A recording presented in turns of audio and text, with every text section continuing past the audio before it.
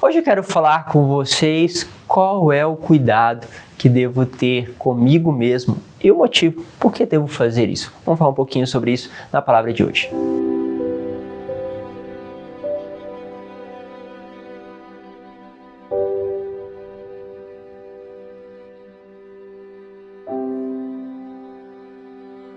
Em nome do Pai, do Filho e do Espírito Santo. Amém. Bom, ontem nós falávamos na homilia sobre a dimensão que nós devemos justamente, como que esquecer um pouco de nós mesmos.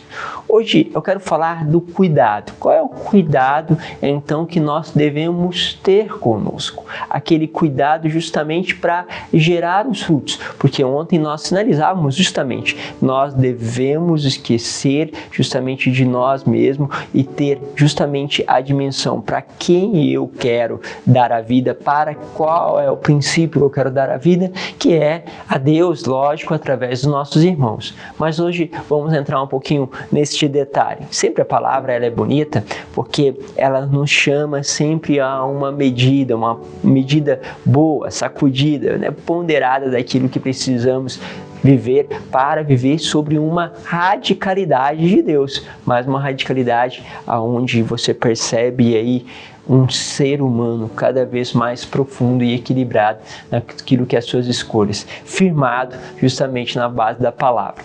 Bom, pegamos Atos dos Apóstolos, capítulo 20, do versículo 28 ao 38, diz assim: Naqueles dias, Paulo disse aos anciões da igreja de Éfeso: Cuidai de vós mesmos e de todo o rebanho, sobre o qual o Espírito Santo vos colocou como guarda para pastorear a igreja de Deus, que ele adquiriu com o sangue do seu próprio Filho. Então, praticamente aqui, ponderando sobre esse ponto que também falamos ontem, ou seja, há um cuidado de si e cuidado dos outros, para que eles realizem a missão. Ou seja, tudo isso para que eu possa pastorear o rebanho de Deus, ou seja, os meus filhos, os meus netos, os meus irmãos, pastorear aqueles que Deus me colocou como responsável. Eu sei, depois que eu for embora, aparecerão entre vós lobos ferozes, que não pouparão o rebanho. Além disso, do vosso próprio meio aparecerão homens com doutrinas perversas, que arrastarão discípulos atrás de si. Por isso, estai sempre atento, lembrai-vos que durante 3 anos, dia e noite, com lágrimas, não parei de exortar cada um em particular. Forte, né? Ou seja, ele está dizendo, cuidado, porque ao longo desse tempo, eu exortei cada um com lágrimas. Ou seja, não como alguém que se impõe sobre os outros, mas como alguém que está sofrendo com o outro. Quantas vezes nós vamos exortar alguém e nós, às vezes, para exortar, já pensamos que nós sabemos mais, que temos mais conhecimento, mas com dor, com lágrimas, porque também nós, muitas vezes, passamos pelos mesmos sofrimentos, pelas mesmas angústias, mas aí está um detalhe. Porque quando eu sei a dor daquilo, quando eu conheço a força, a vontade que tem que ser trabalhada para a conversão minha, eu entendo o sofrimento que aquela pessoa precisa passar e viver. Eu não falo com ela como alguém fala justamente por ser melhor, mas porque como alguém que já passou pela experiência de conversão. Pode ser muito diferente proporcionalmente, mas você sabe o que é mudar pequeninas coisas. Imagine coisas ainda mais complexas e maiores. Então, é interessante tudo isso. Então ele fala, cuidai de vós mesmos. Por quê? Porque aparecerão lobos ferozes que não pouparão. Aparecerão doutrinas perversas que vão arrastar as pessoas, querem arrastar as pessoas para si. Aqui é interessante. Eu cuido para que eu cuido de mim, para que eu aqui interiormente possa compreender uma coisa muito importante. Se eu estou arrastando as pessoas para mim ou para Deus. Eu faço de mim um guia ou um guru das outras pessoas, eu faço de mim alguém superior ou eu arrasto essas pessoas para Cristo. E a gente tem que entender o seguinte: se nós arrastarmos as pessoas para Cristo, as nossas quedas não permitirão que aquela pessoa justamente se desvie do caminho do Senhor, porque eu arrastei aquela pessoa para Cristo. Ela é firmada em Cristo, mas se ela toma eu como exemplo, a minha queda também significará a queda daquela outra pessoa que está baseado em mim. Ou farei ainda um engrandecimento da minha pessoa, onde as pessoas destacam a mim e não a Cristo. Perceba esta sutileza. Então você precisa justamente ter um cuidado com vós mesmos. Continuando, ele vai falar dessas doutrinas perversas. Por quê?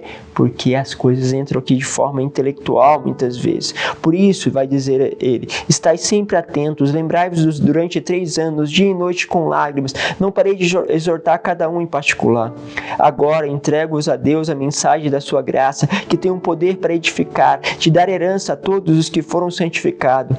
Não cobiceis prata, ouro ou veste de ninguém. Outra coisa que nós precisamos justamente ali analisar, cuidar.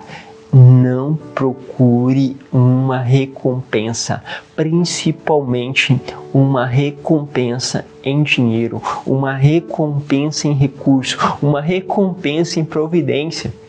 E quantas vezes a gente está justamente sem perceber, deixando-nos arrastar por pequenas recompensas neste nível ou no nível da recompensa afetiva.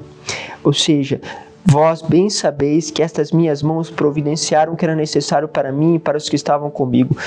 Em tudo vos mostrei que trabalhando deste modo se deve ajudar os fracos, recordando as palavras do Senhor que disse, há mais alegria em dar do que em receber.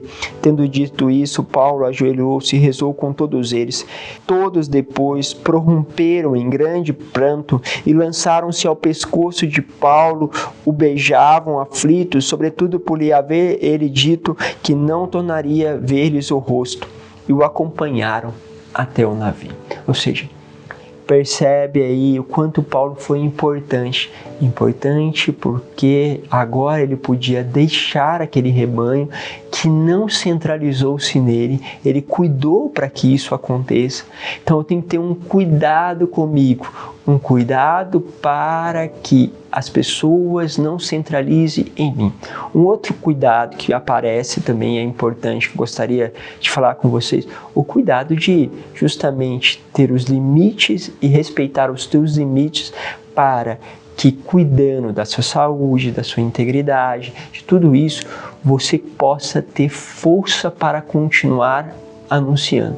Às vezes, nós deixamos este cuidado e ali os frutos são negativos. Isso não impede a radicalidade de justamente colocar-se acima dos limites, mas você vai perceber o seguinte, que quando você se coloca até acima dos seus limites físicos, isso deve estar acompanhado dos frutos que se refletem justamente em uma obra sobrenatural, sobre a sua vida em particular, sobre a vida dos outros e sobre a integridade também daquilo que é o respeito à tua integridade física. As coisas vão indo em comunhão com os frutos da presença do Senhor.